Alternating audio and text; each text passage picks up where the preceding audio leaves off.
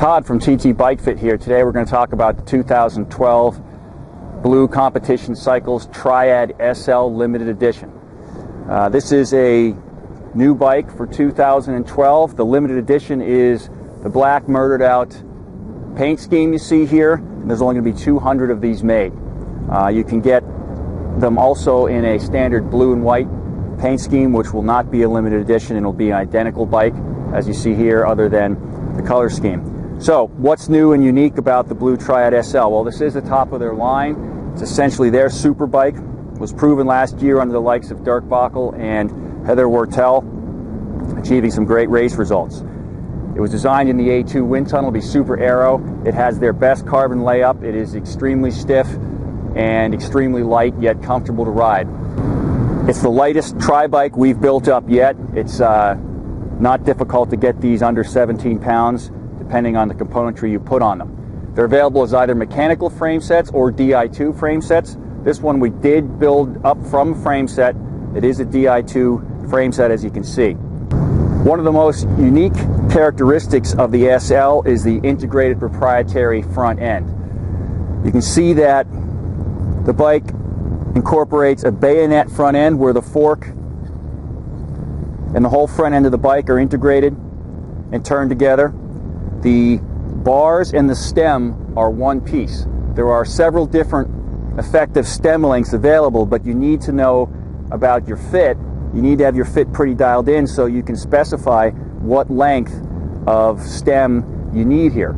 The Blues in general are higher stack, shorter reach bikes, but when you put this front end on them, it essentially turns the bike into a much lower, longer design because these are it's a flat stem, these are low stack bars, and they're fairly long reach bars too. If we look at the elbow cup location, they're right down on the base bar, and they're centered right over the base bar. So as opposed to most of the aftermarket Aero bars you see out there where the pads would be back further and up, this puts the pads further out and down, makes the bike a longer, lower bike than you might otherwise expect. So once again, you need to have a good idea of where you need these pads to be and whether or not you can achieve that on the SL. There are some spacers available to raise the front end. It's their own proprietary Aero-shaped spacers here. Up to 4 centimeters can be used to raise up the whole integrated bar assembly. This works a little bit differently than you'll find on any other bike. There is a screw that fastens the whole bar assembly down into the bayonet, through the spacers into the bayonet here, and then there is a clamp on the back end of the stem that clamps the stem to the steerer. But unlike just about any other bike I've seen, the bearing preload on the front end is accomplished through an aluminum sleeve that's right here around the steerer. The stem and the spacers do not press down the bearings like a standard bike design. It's actually the stem cap here pressing down on this aluminum sleeve, which presses down on the bearing, so it goes right through the whole assembly here. The extensions are adjustable. You can cut them, and there is some range to move them in and out, but they're not the standard diameter that you'll find on most other Aero bars. These are 24.7 millimeter diameter. Most bars use a 22.2, so it's difficult to switch extensions on these short of using some type of a shimming method or something like that. So you're going to have to be happy with the chicane, fairly straight, low tips that you find on these bars. That's one reason we don't like to use the spacers that are available under these armrest cups. You can raise these up to 1 centimeter, but that puts them fairly high up above the tips and requires a downward sloping forearm angle. And so for ergonomics, most people don't like that. And it potentially is less aero as well. So we like to keep those right down on the bars so we can keep that forearm level. You'll see that for 2012, Blue made the whole head section, the effective head tube of the bike, sturdier, thicker, longer Aero section here. It's stiffened up the front end of the bike. They also dropped the down tube down against the front wheel here. So all of this provides a nice Aero surface at the front end of the bike. They do use a standard front brake. It's a standard front brake mount here, but you'll see that we chose to equip this bike with a Simpkins egg brake, which is a very Aero-shaped streamlined brake, blends in well with the shape of the fork. So as far as conventional brakes go, it's tough to get more Aero than this.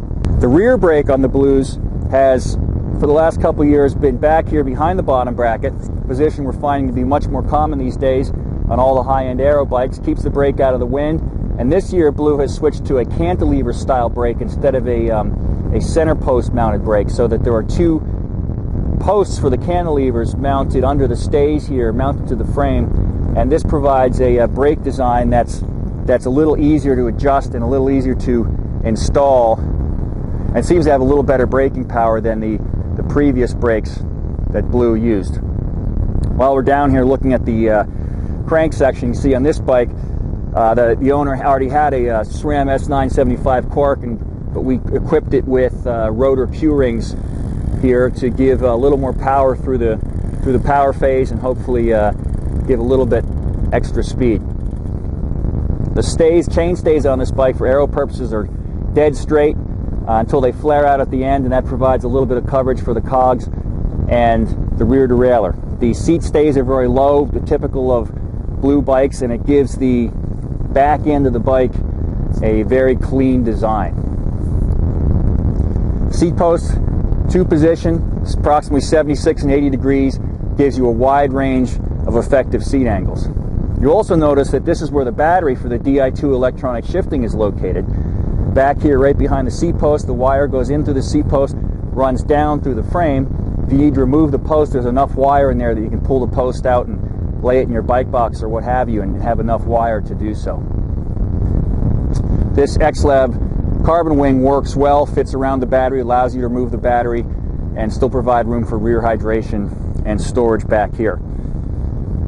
One of the challenges of any of these bikes with the Di2 is keeping the wiring neat and figuring out exactly where and how to run it.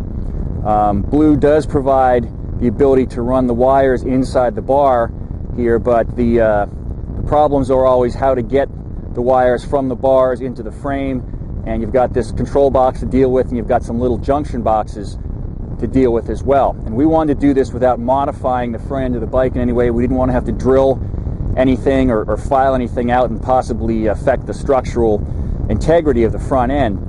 So we attached the control box here for the Di2 to the rear brake cable, which comes out the side of the stem and runs into the frame.